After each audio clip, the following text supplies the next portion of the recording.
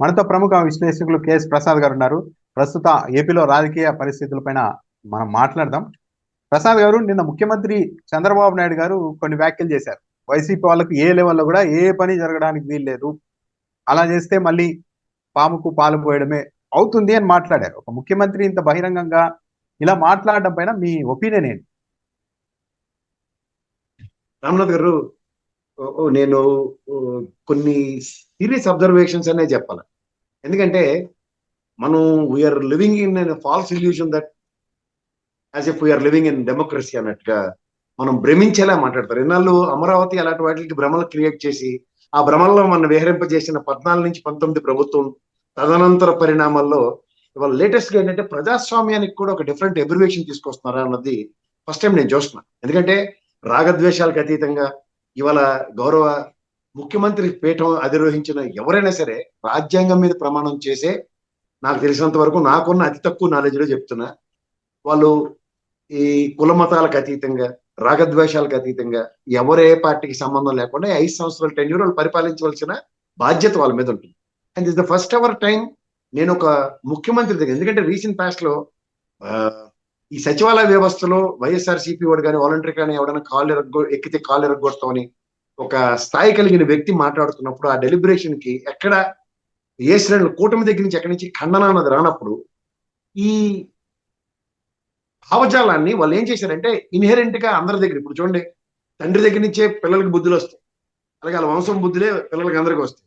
ఈ కూటమి అందరికీ ఇన్హెరెంట్ గా వాళ్ళకు ఉన్నవి. మీరు ఎప్పుడైనా గుర్తుంచుకోండి, ఈ భావజాలం మీరు ఆద్యంతం చంద్రబాబు నాయుడు గారిని గమనిస్తే, రామనాథ్ గారు మీరు ఒక సీనియర్ జర్నలిస్ట్, మీకు ఆయన ఎప్పుడైనా ఏం మాటల్లోనూ నేనే హైటెక్ సిటీ కట్టాను, నేనే అన్న భావజాలంతో ఉంటాయి. అలాగే ఆయనకి సంబంధించిన కొన్ని తెపెల పేపర్లు ఉన్నాయి, ఈ భౌగోళికాలు కూడా మీరు కూడా అబ్జర్వ్ చేయండి. ఎవరినైనా సింగులర్లతో పిలిచే సామర్థ్యం ఒక ఛానల్ అడుగుంటుంది. ఇంకోళ్ళు ఆ పేపర్ లో వాళ్ళ ఇష్టం అన్నమాట, వాళ్ళు అనుకుందే రాస్తారు తప్ప వారు ఎగ్జాక్ట్లీ మీరు గమనించట్లేదో. దీనికి ఒక చిన్న క్లాసిక్ ఎగ్జాంపుల్ ఏంటంటే, 1,27,000 మంది సచివాలయ ఉద్యోగుల్ని రిక్రూట్ చేసిన తర్వాత కూడా వాళ్ళకి నచ్చినప్పుడే రాశారు తప్ప అసలు ఆద్యంతం జాబ్ క్యాలెండర్ కి సంబంధించిన ఒక్క రిక్రూట్మెంట్ కూడా జరగలేదు. ఇలాంటి కోకొల్లలు చెప్పుకోవచ్చు మనం. తర్వాత వాళ్ళ సామ్రాజ్య విస్తరణ కోసం నేను ఒక్కడే, ఇప్పుడు నిన్న రీసెంట్ పాస్ట్ లో మీరు ఒక బ్రహ్మాండమైన విశ్లేషణ నేను చూశాను, ఏది మార్గదర్శి చిట్ ఫండ్స్ దీంట్లో. వాళ్ళ కొడుకు కూడా ఇవాళ చూసారా ఆ మూలాలు ఎలా ఉన్నాయో ఆ కిరణ్ కి. He said very categorically that whatever is done by his father I nothing do with it. అంటే నేను అనే స్వార్థాన్ని ఒక వైబ్రేషన్స్ లా మొత్తం సమాజం అంతా వాళ్ళకి సంబంధించిన వాళ్ళతోనే ఆ భావజాలాన్ని ప్రజల్లోకి తీసుకెళ్ళడానికి చూసే టెక్నాలజీని ఎప్పుడైతే వాళ్ళు అడాప్ట్ చేసుకున్నారో విత్ దర్ రిసోర్సెస్, దీని ఒక్క పర్యవసానాలు ఎలా ఉంటాయి రామ్నాథ్ గారు మీరు రాజ్యాంగం గమనిస్తే, ఇవాళ నేను అనే వ్యక్తి ఏం చేసినా చెల్లుబాటు అయిపోవచ్చు.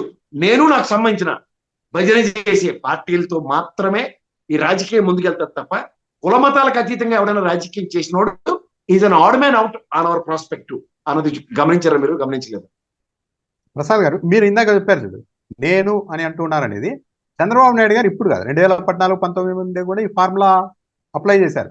నంద్యాల ఉప ఎన్నికలప్పుడు అక్కడికి వెళ్ళి నేను వేసిన రోడ్ల మీద తిరుగుతూ నేను ఇచ్చిన పింఛన్లు తింటూ అని మాట్లాడారు. కానీ అదంతా బెడ్సి కొట్టి 2019లో ఒక పెద్ద ఓటమిని అయితే చవిచూశారు. అయినా సరే మళ్ళీ అదే అంశాన్ని మళ్ళా అదే నేను మనము వైసీపీ వాళ్ళు మన వాళ్ళు కాదు, ఓన్లీ నేను, ఇందులో మనము అన్న పదం ఉండదు, నేనే. అంటే నాకు సంబంధించిన వాళ్ళని. Okay okay. అంటే ఆ ఫార్ములా విఫలమైన కూడా అలాంటి మైండ్ సెట్ ఉన్న వాళ్ళే వాళ్ళ చుట్టూ ఉంటారు, మీరు గమనించుకోండి. నిన్న చంద్రబాబు నాయుడు గారు వైసీపీ వాళ్ళకి ఏమీ చేయకూడదు అన్నప్పుడు విపరీతంగా విజిల్స్ వేస్తున్నారు తెలుగుదేశం పార్టీ కార్యకర్తలు. అంటే ఆ స్థాయిలో ప్రజల్లో విషయాన్ని కార్యకర్తల్లో నింపుతున్నారా నాయకత్వమే అని ఒక ఆందోళన కలిగే పరిస్థితి. ఎప్పుడైతే వైసీపీ వాళ్ళకి ఏమి చేయకుండానే విపరీతంగా క్యాప్స్ కొడుతున్నారు, విజిల్స్ వేస్తున్నారు. మీరు ఒకటి గమనించండి రామ్నాథ్ గారు, 5 సంవత్సరాలు వాళ్ళ ప్రిపరేషన్ టువర్డ్స్ ఛానల్స్ కానీ ఎక్కడైనా వాళ్ళ భావజాలం అందరికీ ప్రజలకు ఏం చెప్పేవారు? ఒక ముఖ్యమంత్రిని, అదే జగన్మోహన్ రెడ్డి అనే వ్యక్తిని సైకో, రాక్షసుడు, రాక్షస పాలన, ఇది అలా డెలిబరేషన్స్. కానీ ఇవాళ మీరు అది గమనిస్తే ఒరిజినల్ మైండ్ సెట్ అన్నది బయటికి, అంటే చూడండి, ఫేస్ ఇస్ ద ఇండెక్స్ అంటారు. అలాగే మనం మాట్లాడేది చేతల్లో ఈ 5 సంవత్సరాల ఎగ్జిక్యూషన్ కి ఎలా తెరలేపారో గమనించుకోండి. దాని ఒరిజినల్ ఐడియాలజీ అన్నమాట. బయటకు వచ్చి ఐడియాలజీని నిగూఢంగా దాచడం కాదు, ప్రస్ఫుటిస్తున్నా సరే ప్రజల్ని ఏమార్చి వాళ్ళ కార్యక్రమాలు నిర్వర్తించుకోవడానికి ఎలా సక్సెస్ మాడ్యూల్ చూస్తున్నారు చూడండి. ఇవాళ ఎవరైనా సరే మెలోడౌన్ అవ్వాల్సిందే వాళ్ళకు అనుగుణంగా. ఎప్పుడైతే మెలోడౌన్ అవ్వకపోతే దానికి ఇంకా డైరెక్ట్ డెలిబరేషన్స్ వస్తున్నాయి. నిన్న ఒక స్థాయి కలిగిన గౌరవ ముఖ్యమంత్రి చైర్ లో ఉండి కూడా ఆయన నేను వైఎస్ఆర్ సిపి కంటే దగ్గర నాకు తెలిసి 1,40,00,000 మంది వైఎస్ఆర్ సిపికి ఓటేశారు, 40% ఓటు బ్యాంక్. ఒక ముఖ్యమంత్రి ఒక డెలిబరేషన్ 1,40,00,000కి నాకు సంబంధం లేదని చెప్పడం ఎంతవరకు సముచితమో ఒకసారి మీరు చెప్పండి. అంటే నాకు అనిపించింది ఏంటంటే విపరీతంగా హామీలు ఇచ్చారు. ఏది రాష్ట్ర బడ్జెట్ సపోర్ట్ చేయదని జగన్మోహన్ రెడ్డి చెప్పినప్పటికీ కూడా అసాధారణంగా 3-4 రెట్లు ఇచ్చుకుంటూ వెళ్ళారు. ఇప్పుడు సో అందరికీ అప్లై చేయడం అంటే పథకాలు వీలు కాదు కాబట్టి ఏమైనా వైసీపీ వాళ్ళందరినీ ఏరుకోరు, మరి వాళ్ళందరినీ ఎలాగో మనకు ఓట్లు వేయరు కాబట్టి వాళ్ళందరినీ పక్కకు పడేద్దామని ఏమన్నా స్ట్రాటజీని ఏమన్నా అప్లై చేస్తారేమో అన్న ఒక ఆందోళన కూడా ఉంది కదా. That's obvious.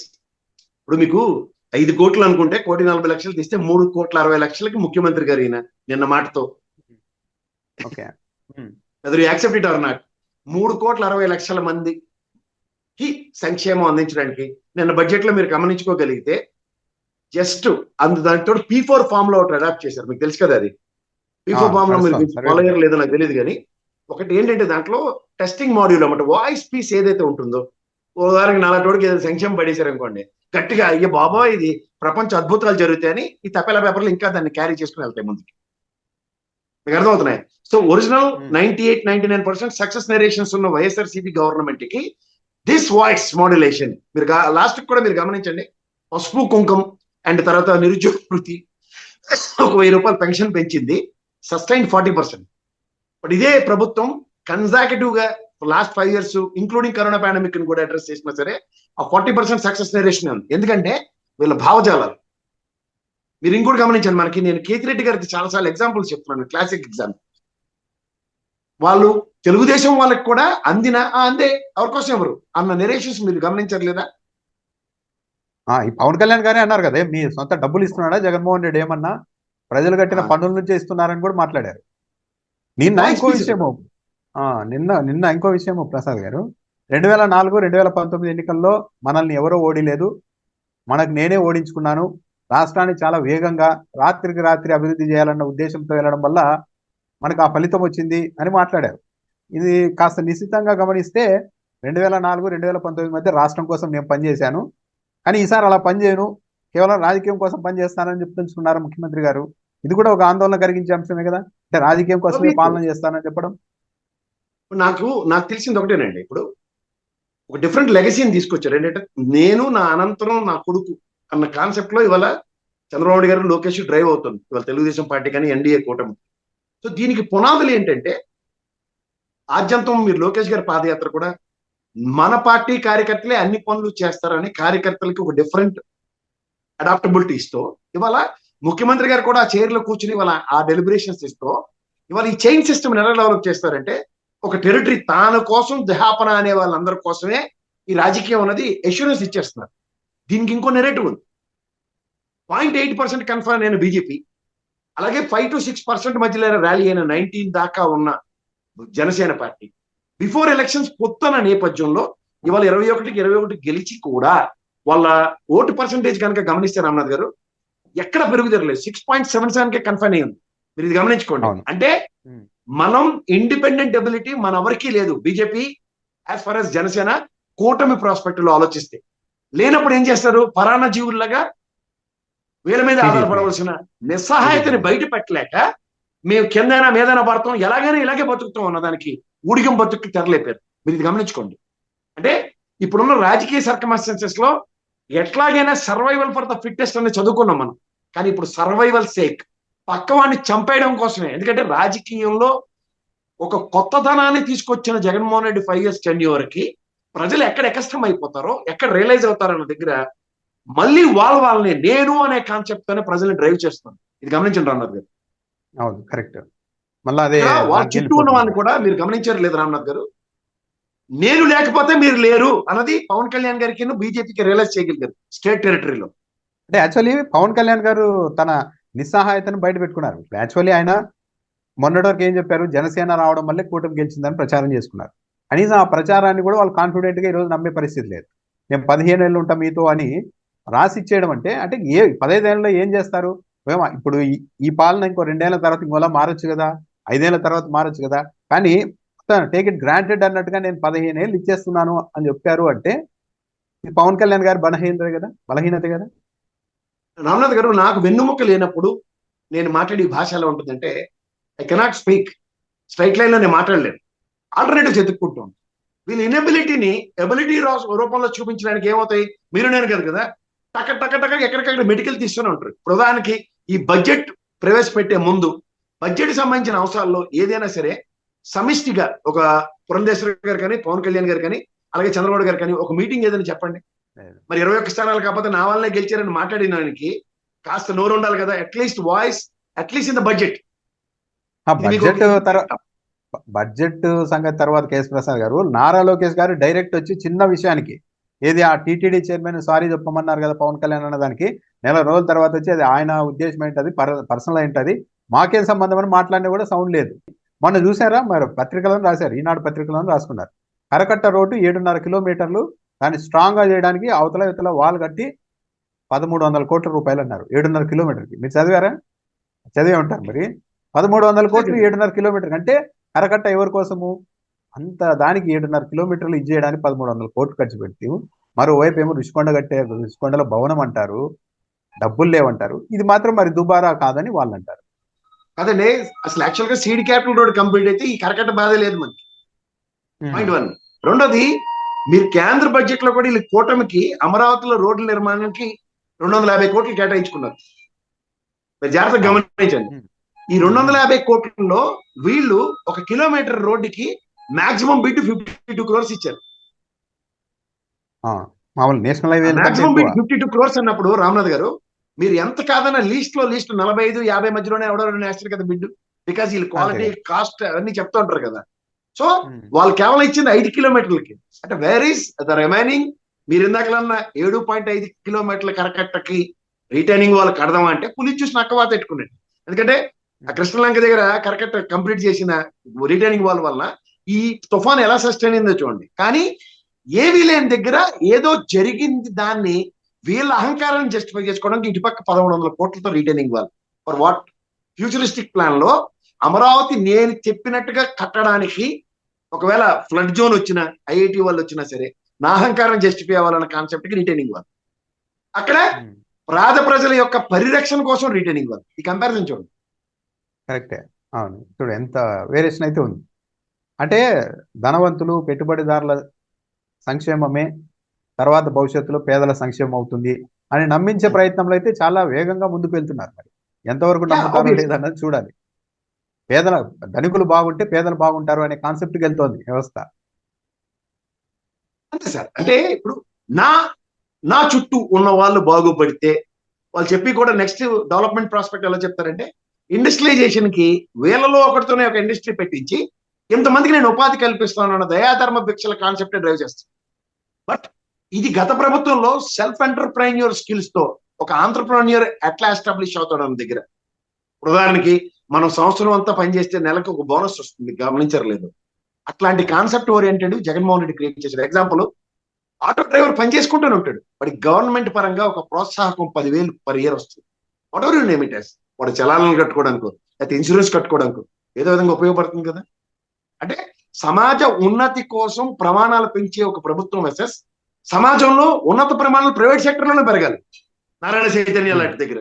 కానీ ఈ ప్రాస్పెక్ట్ ఇక్కడ ఉండకూడదు. అంటే సమాజ హితం ఎవడు కోరుకుంటున్నాడో వాడు మన సమాజంకి పనికిరాడు అన్నది ఎస్టాబ్లిష్ చేయడంలో సక్సెస్ ఎవరు చూస్తారో మీరు ఒకసారి గమనించుకోండి.